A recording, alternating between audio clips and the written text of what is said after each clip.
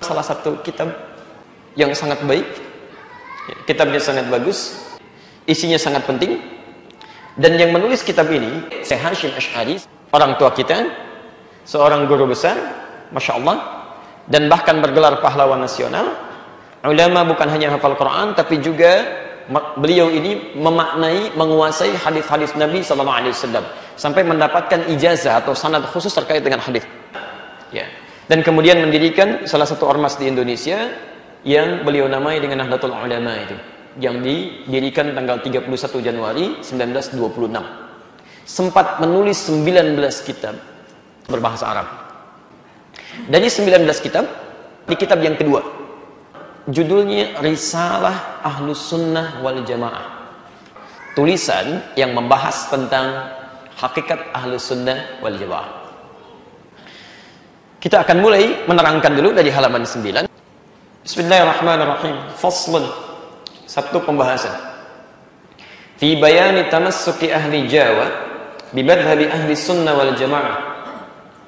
Yang menerangkan tentang berpegang teguhnya penduduk Jawa pada ajaran ahli sunnah wal jamaah. Wa bayani ibtida'i zuhuril bid'ah wa intisyariha fi ardi Jawa. Dan akan menerangkan awal kemunculan bid'ah di tanah Jawa. Kemudian wantisyariha fi ardi Jawa, bagaimana penyebarannya di tanah Jawa. Wa bayani anwa'il mubtadi'in al-mawjudin fi hadzal zaman, sekaligus menerangkan ya contoh-contoh kelompok-kelompok dan tokoh-tokoh ahli bid'ah itu di masa kini. Maksudnya masanya beliau. Dan mohon izin kalau nanti ada sebagian yang saya lompati untuk menunjuk pada fokus yang kita bahas ya. Karena kalau kita bahas ini insyaallah sampai besok juga nggak kuat gitu ya. Baik. Qad kana muslimul aqtar al-jawiyah fil azman as-salifah al-khaliyah.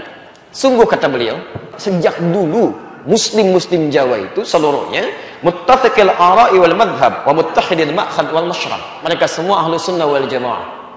Ya. Saya percepat saja sampai kemudian ke paragraf yang kedua, di baris yang pertama sampai dengan baris yang kedua bahkan ketiganya. Fi 'amin 1330 hijriyatan, pada tahun 1330 Hijrah. Ahzabun mutanawwi'ah. Muncul kelompok-kelompok, aliran-aliran membawa nilai-nilai agama di dalamnya. Wa ara'un mutadafi'ah, bahkan muncul pendapat-pendapat yang saling bertolak belakang, melahirkan banyak persoalan-persoalan. Ya. Wa aqwalun mutadharibah, bahkan tidak sedikit kemudian dari pendapat-pendapat itu melahirkan singgungan-singgungan fisik. Apa saja aliran itu? Di halaman ke-10, wa minhum rafidhiyun, adalah aliran rafidhiyun.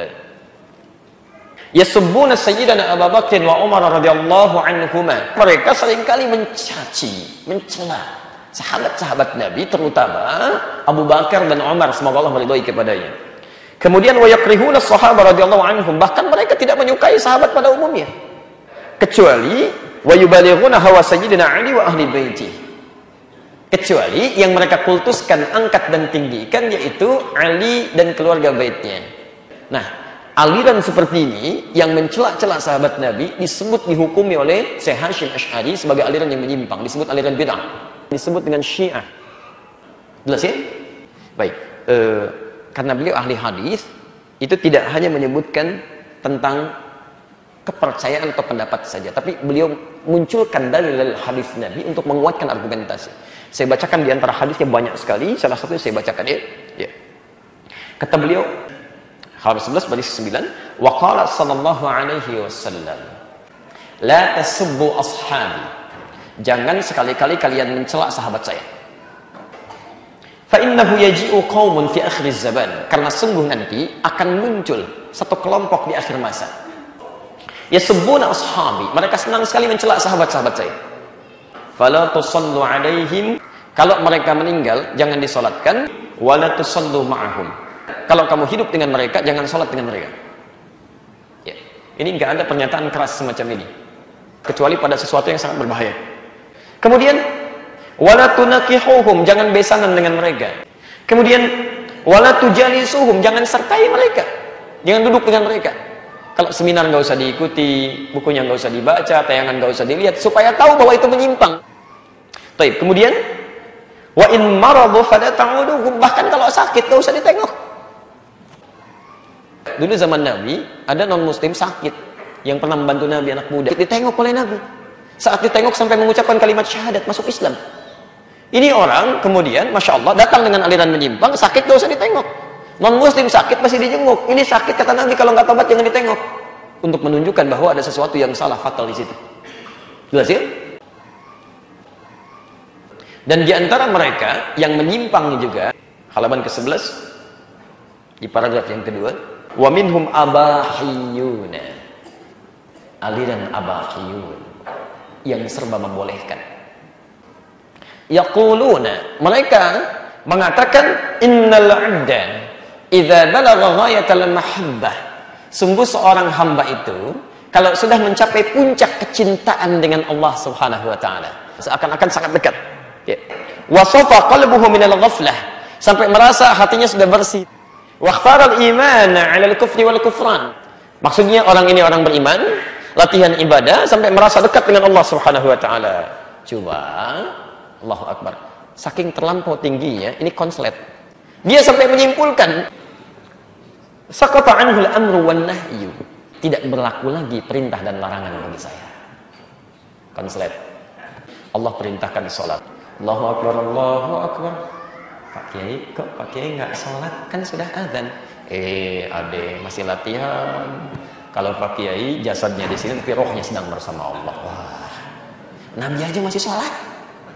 Nabi, Rasul, manusia paling takwa di muka bumi, paling dekat dengan Allah. Sholat sunnah sampai bengkak-bengkak kakinya. Pak Kiai siapa? Ya, surga belum jelas, gitu kan? Anda bukan Nabi, bukan Rasul. Bahkan dia menyimpulkan wala yudkhiluhullahu an-nara birtikabil kabair. Bahkan kalaupun saya mengerjakan dosa yang dianggap besar, Allah nggak akan masukkan saya ke neraka. Saya akan dekat dengan Allah. Wa ba'dhum yaqul, bahkan di antara mereka menegaskan bahwa innahu tasqatu anhu al-ibadatu adh-dhahirah. Bagi kami, ibadah kami itu wa takunu ibadatuhu tafakkur wa tahsinul akhlaqil batinah. Yang penting bagi kami itu lihat tahsinul akhlaqil batinah, tafakkur, kontemplasi, merenung, terus memperbaiki perilaku agar tidak menyimpang. Yang penting tidak mencela orang, yang penting tidak mencelakai orang, ya nggak sholat nggak apa-apa. Tahsinul akhlaqil batinah, yang penting batinnya itu baik, tenang. Maka dikenallah kemudian, karena batin yang jadi aspek utama, maka dikenal dengan aliran kebatinan. Saya bacakan fatwa ulama di sini.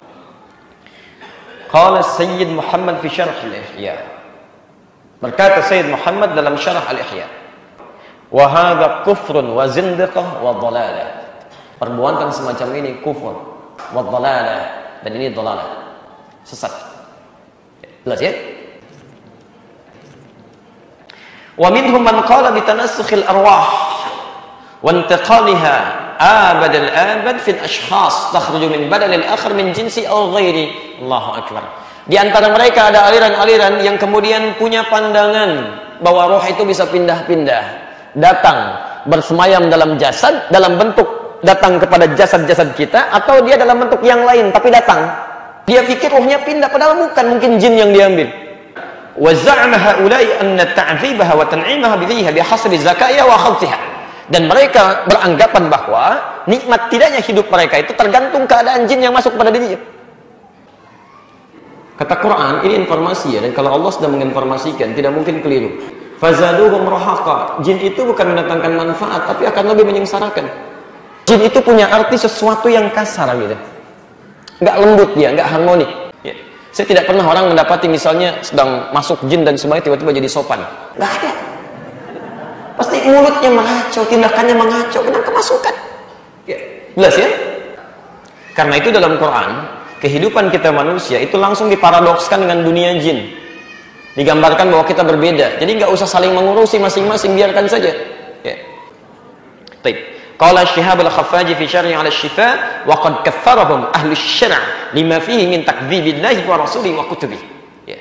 Kemudian berkata Syihab al-Khaffaji, seorang ulama, dalam syarahnya pada kitab Asy-Syifa, aliran semacam ini sudah sepakat ahli syariat semuka bumi menganggapnya sebagai kufur. Baik, wa kadzalika man idda'a nubuwwata ahadin ma'a nabiyyina sallallahu alaihi wasallam aw ba'dah. Aw man idda'a nubuwwah li nafsihi. Ada sementara orang yang mengaku-ngaku nabi. Kata beliau, sesat. Nah, itu sesat. Atau ada orang juga tidak mengklaim nabi, tapi innahu yuha ilaihi wa illam yadda'i nubuwwah. Tapi dia merasa mendapatkan ajaran-ajaran walaupun tidak mengaku nabi. Sesat.